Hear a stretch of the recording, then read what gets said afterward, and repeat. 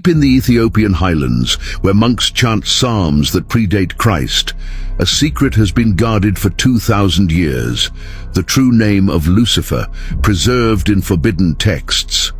This revelation doesn't just alter history, it reshapes your understanding of evil, free will, and the cosmic battle for souls. For centuries, councils burned these manuscripts, but in remote monasteries, scribes risked everything to keep the truth alive. Now that truth is emerging, and it changes everything. Are you ready to learn what was hidden from you? You're about to enter a story they tried to erase.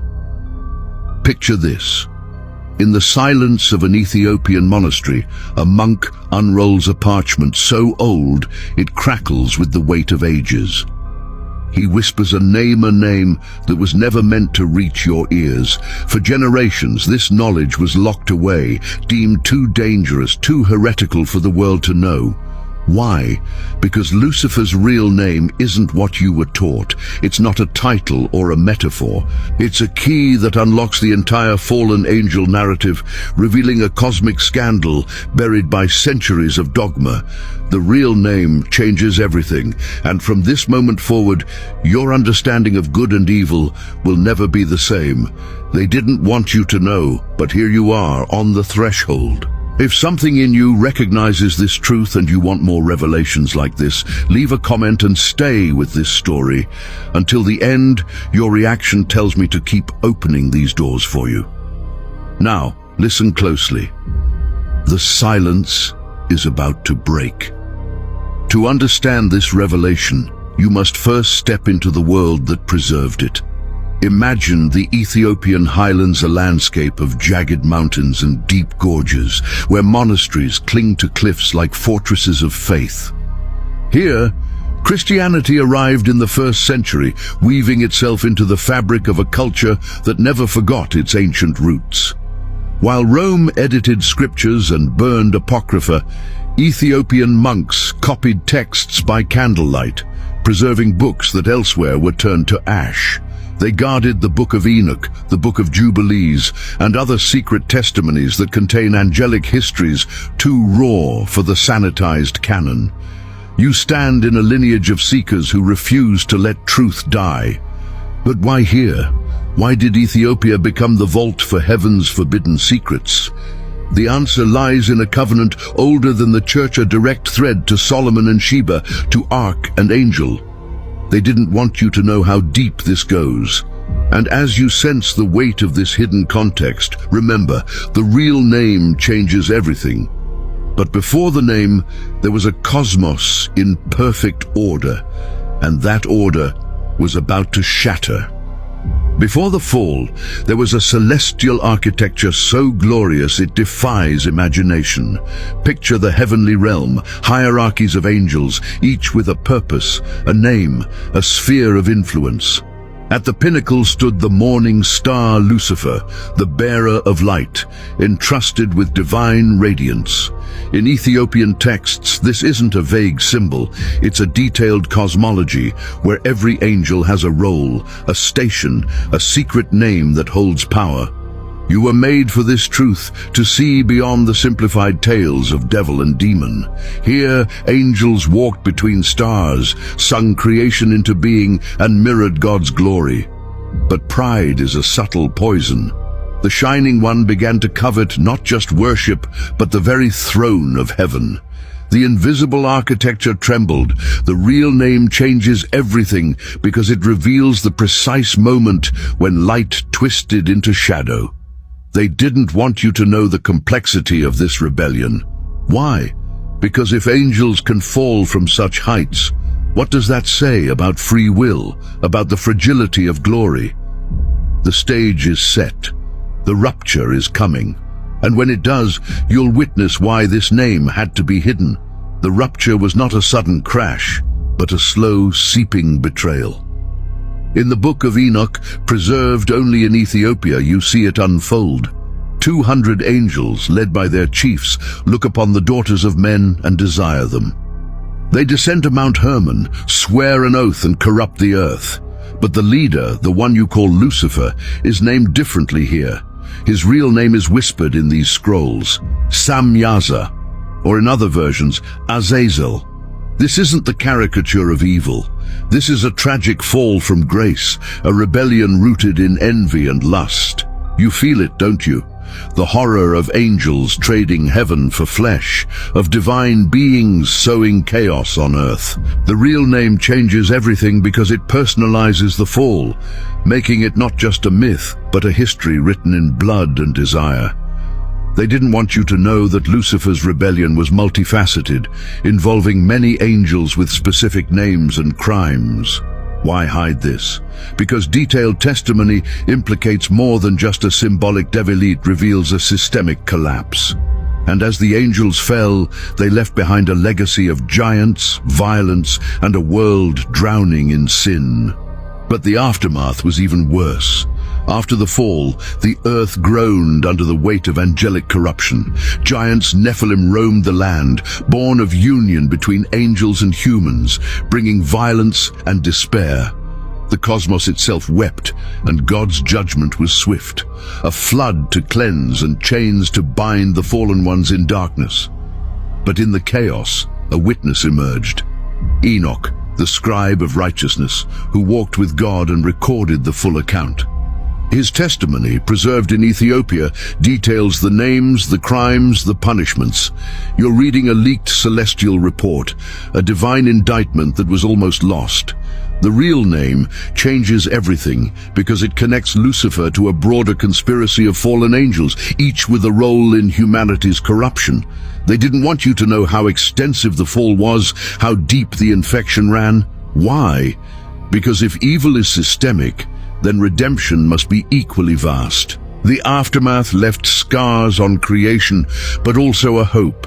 The truth survived in hidden scrolls, and those scrolls were about to find their keepers in the most unexpected place. The primary evidence is here, in your hands, the Book of Enoch. While Western Bibles exclude it, Ethiopian Bibles enshrine it as scripture.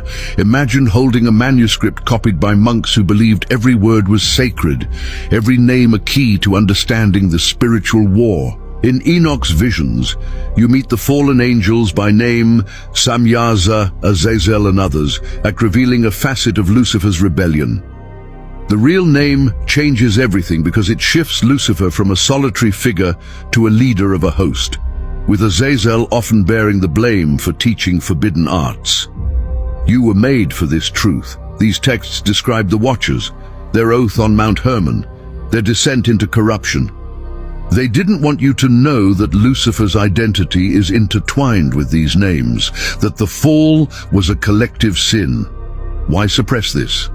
Because it complicates the neat narrative of good versus evil, showing ambiguity in heaven's court.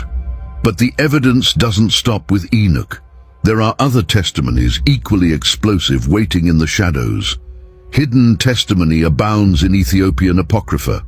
The Book of Jubilees expands the story, detailing how fallen angels, led by Master May, another name, linked to Lucifer, continued to tempt humanity.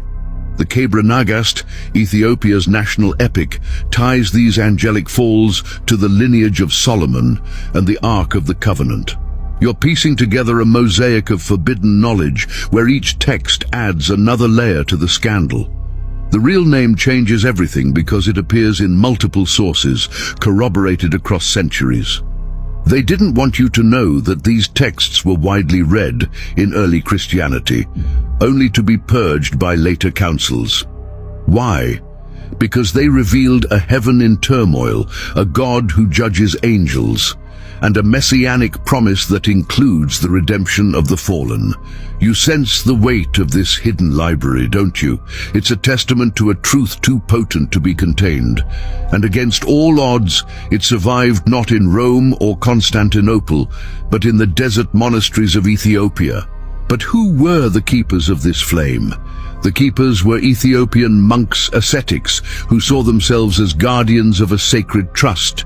For generations, in monasteries like Debre Damo and Gundagunde, they copied Enoch and other apocrypha onto parchment, hiding them from invaders and inquisitors. They believed that preserving these names was a divine mandate, a way to keep the full story of salvation alive. You were made for this truth. Their devotion was a quiet rebellion against a church that had forgotten its roots.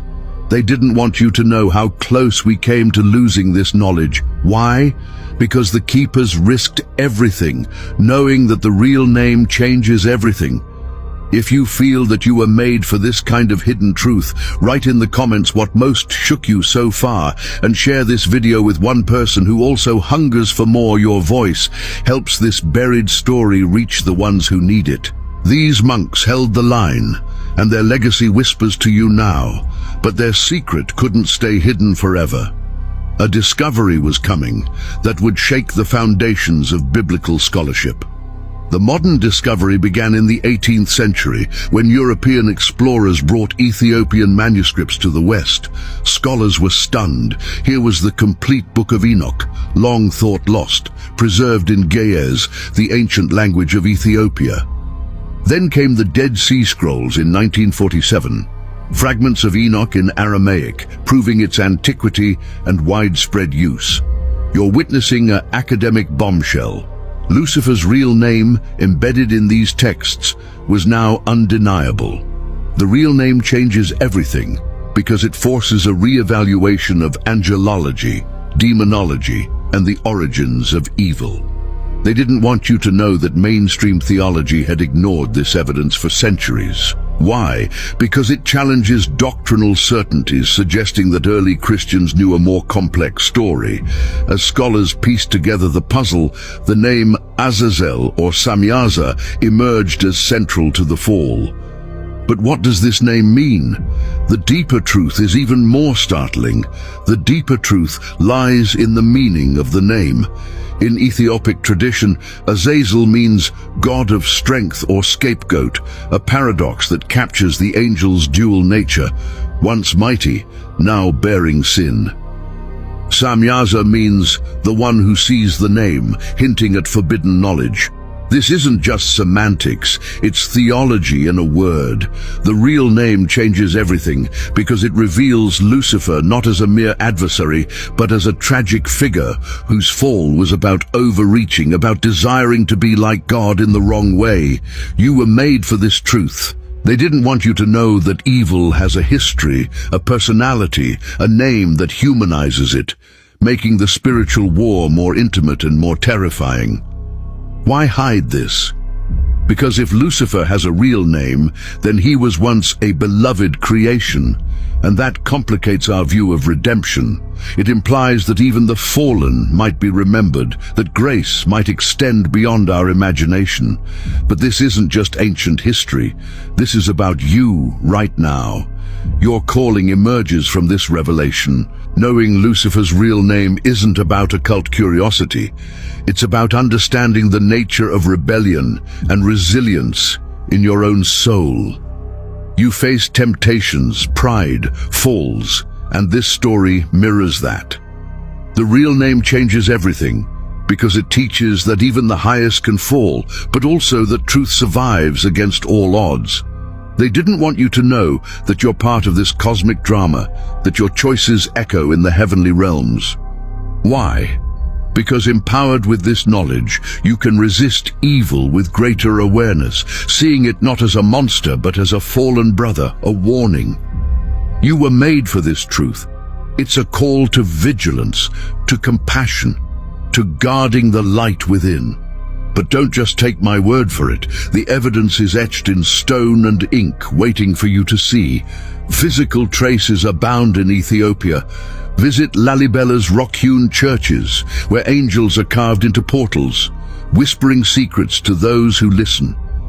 In monastery libraries, manuscripts date back centuries, with Enoch's words barely faded. Archaeologists have found inscriptions linking to angelic names, proving this wasn't just legend.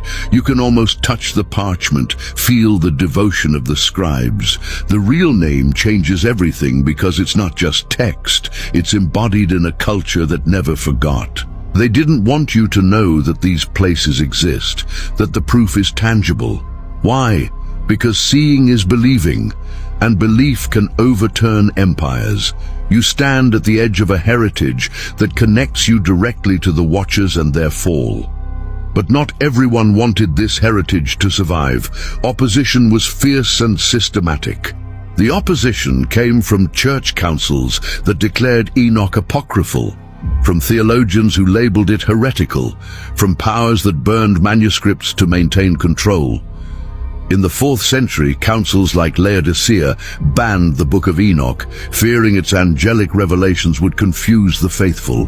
They didn't want you to know that Lucifer's real name was in these texts, because it gave too much power to the narrative of fall and redemption.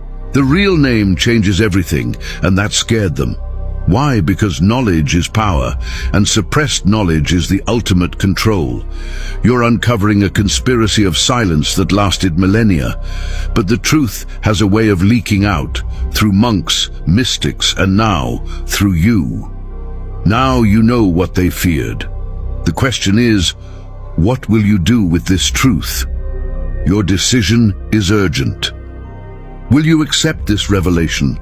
Let it reshape your spirituality. Will you share it, breaking the silence that has held humanity back? The real name changes everything, and it's now in your hands. They didn't want you to know, but you do. You were made for this truth. This isn't just about Lucifer, it's about reclaiming a lost heritage of sacred knowledge. If this journey is opening your eyes, and you want me to keep bringing dangerous sacred stories like this, tell me in the comments what changed for you, and follow this channel. Your presence here is the sign to continue uncovering what they tried to bury.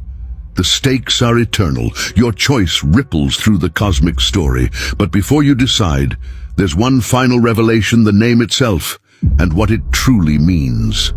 The final unveiling, Lucifer's real name, preserved by Ethiopian monks, is Azazalor, in some traditions, Samyaza. This name isn't a title, it's an identity that means God of strength, or the one who sees, revealing a being who once held divine power, but fell by misusing it. The real name changes everything because it reframes evil as a perversion of good, a tragedy, rather than a mere villainy. It shows that the fall was about knowledge, desire, and the fragile boundary between light and shadow. You were made for this truth. They didn't want you to know because it humanizes the demonic, making the spiritual war more complex and more personal. But now you know. This revelation calls you to a deeper faith, one that embraces the full story, the hidden texts, the suppressed histories, the names that were almost lost. Carry this truth. Let it transform how you see evil, how you seek light, and how you walk your path. The real name changes everything, and so can you.